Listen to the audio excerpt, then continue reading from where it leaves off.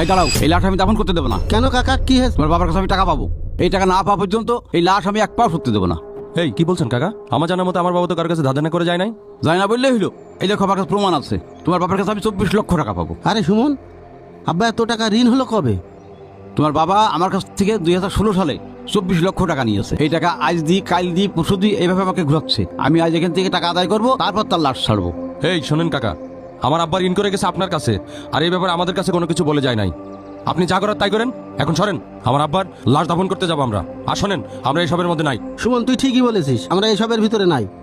জানি না বললেই হইলো। এই দেখো প্রমাণ। কি রে ভাই, সাসা বলে কি?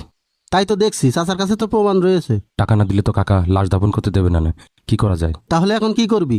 আমার কাছে একটা বুদ্ধি আছে। আব্বা ওই যে তোর 1 বিঘে জমি বেশি লিখে দিছিল, ওই জমিটা বিক্রি করে কাকা টাকাটা দিয়ে দে। বলিস কি? তুই তো বড় কোম্পানিতে চাকরি করিস, তুই তো টাকা পয়সা কম নিস নে, তুই শোধ করে দে। এই আমি টাকা বেশি নিছি মানে? আমি যা টাকা নিছি তার কিছু টাকা দিয়ে আমার শালাকে বিদেশ পাঠাইছি, আর কিছু টাকা দিয়ে আমার ওই ফ্ল্যাটটা কিনেছি উত্তরায়।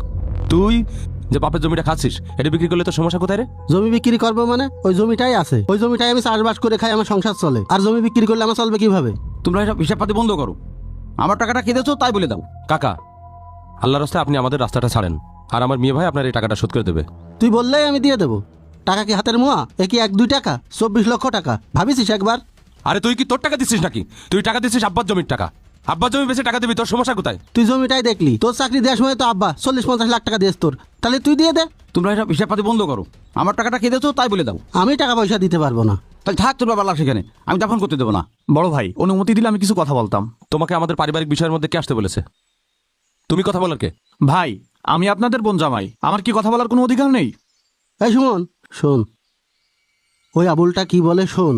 ওর ঘাড়ের উপরে টাকার ভারটা চাপিয়ে দেওয়া যায় নাকি দেখ। শোনো, তুমি তো দাঁড়িয়ে দাঁড়িয়ে সব শুনলে। যদি 24 লাখ টাকা দিতে পারো তাহলে কথা বলো, না হলে কথা বলো না। ভাই, আমার একা টাকা পরিশোধ করতে গেলে কষ্ট হয়ে যাবে।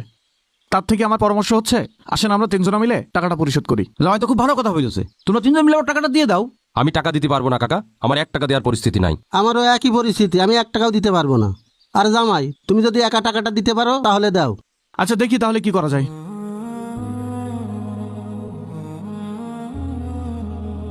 এই লোকটা খুবই ভালো মানুষ ছিল।